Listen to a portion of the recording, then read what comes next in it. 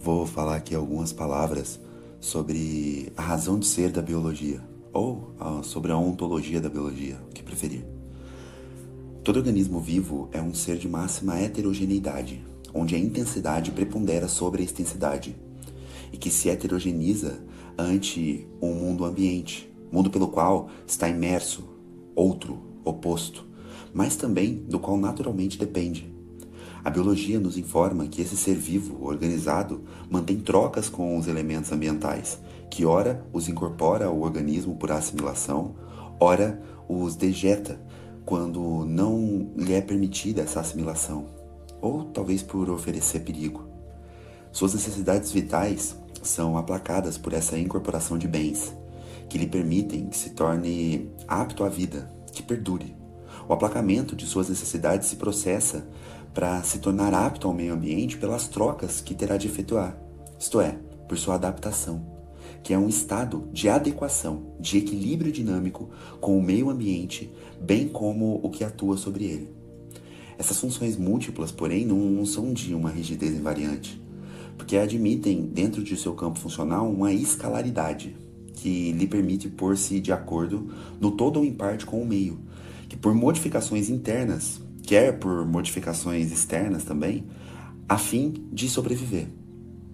Essas adaptações, cujo tema pertence sobretudo à biologia e ciências afins, se dão dentro de uma escala limitada, além da qual o organismo não pode ultrapassar, por sobreviver-lhe inevitavelmente à morte.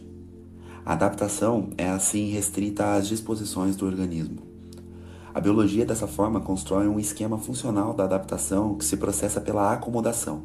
A acomodação vem de ad commodo, conformação, que é tecnicamente dar a forma ad, para o meio ambiente. E acomoda-se o ser vivo no meio ambiente com o que tem, com o conjunto de seus esquemas biológicos, tornando-se como as coisas. E em face delas, e segundo esses esquemas que se acomodam, e dentro do seu âmbito, retira do meio ambiente o que lhe é assimilável. Assimilável, aquilo que vem de ad simul, de semelhante a, que é a própria assimilação. Deste modo, a adaptação funciona seguindo esses dois princípios. A acomodação, que é a exteriorização dos esquemas ad, e B, a assimilação, tornar-se semelhante segundo os esquemas, o que se assemelha aos esquemas, o ad simul. Seria dessa maneira a adaptação uma espécie de soma entre a assimilação e entre a acomodação. Na adaptação biológica, há 1. Incorporação dos elementos assimilados pelas funções metabólicas do organismo e 2. Criação de novos esquemas globais que se estruturam segundo as experiências por que passam. Experiências que lhes dão nova ordem, os quais, enriquecidos dessas novas experiências, vão por sua vez acomodar-se, já incluindo memorizadas as experiências anteriores, o que explicaria as adaptações adquiridas, distintas das fixas, que seriam as normais dos esquemas biológicos. Aqui, nesse ponto que eu acabei de falar, sobre a ideia de que você tem uma capacidade de dar uma nova ordem enriquecida pela experiência, e isso seria distinta das adaptações físicas dos esquemas biológicos. Existe uma discussão aqui, se há adaptações adquiridas ou não, e se elas são apenas possibilidades atualizadas das adaptações físicas, isto é, do conjunto dos esquemas biológicos previamente dados. Bom, vamos pensar um pouco.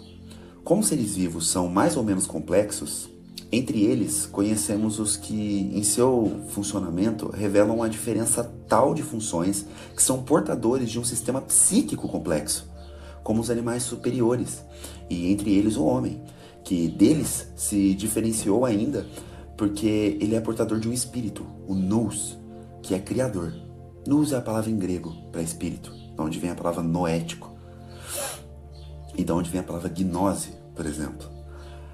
Esse sistema psíquico, como se observa, funciona dentro do campo da biologia por adaptações que levam à incorporação de elementos do mundo exterior assimilado, mas se distingue por construir os seus próprios esquemas, nesse caso esquemas psíquicos, que não funcionam por incorporação biológica, mas por assimilações de outra ordem, o que leva a distinguir a psicologia das outras ciências quanto a este ponto e torná-la, por sua vez, irredutível à biologia, em oposição a todos os que se deixam empolgar pelas interpretações biológicas, como no biologismo atual, e que pretende explicar os fatos psíquicos reduzindo esses fatos a meras operações biológicas.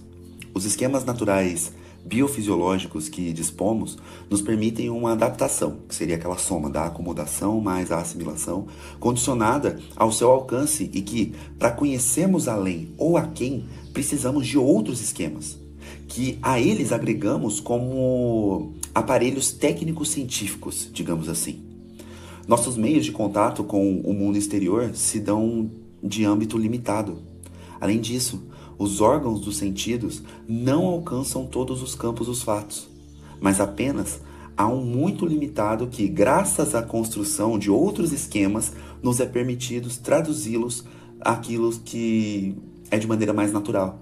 Nós chamamos isso até na ciência de inferência. A inferência é essa ideia, né? Da construção de outros esquemas que estão além de um nível limitado para os sentidos quanto ao campo dos fatos. Fica patente, então, para nós, que dispondo de apenas nossos esquemas psíquicos, não poderíamos conhecer além de uma faixa diminuta do existir. Mas eis aí o ponto importante e que distingue o homem dos animais. Somos capazes de construir novos esquemas e com eles conhecer mais. E esse ser aqui é poder. E podemos, não só com os esquemas psíquicos que dispomos, estruturá-los de forma e de modo a construir novos esquemas globais, que permitam novas acomodações e novas assimilações, ampliando assim as nossas possibilidades, mas também podemos construir meios, utilizar elementos do mundo exterior ordenados sobre novos esquemas para que sirvam de instrumentos para nós. Não só instrumentos de domínios de fatos exteriores, mas também para conhecê-los. Tornamos-os objetos a partir disso. Conhecer e dominar, dominar e conhecer. Temos aí dois aspectos importantes que distinguem o homem dos animais, pois estes dispõem apenas de meios físico-psicológicos para adaptarem-se ao meio exterior. Desta forma, a adaptação do homem já é noética e não puramente psíquica. E é noética porque o nous se manifesta nessa capacidade criadora de esquemas. O homem é portador de um psiquismo, mas de um psiquismo que é capaz de fundar um espírito. E isso é maravilhoso. Espírito que passas, quando o vento adormece no mar e surge a lua, filho esquivo da noite que flutua, tu só entendes bem o meu tormento, como um canto longínquo, triste e lento, que voga e sutilmente se insinua, sobre o meu coração que tumultua, tu vestes pouco a pouco o esquecimento. A ti confio o sonho em que me leva, um instinto de luz rompendo a treva, buscando entre visões o eterno bem. E tu entendes o mal sem nome, a febre de ideal que me consome. Tu só, gênio da noite, tu só e mais ninguém. E talvez seja essa a nossa maior vantagem evolutiva, a vantagem psiconoética que só nós temos, a poesia.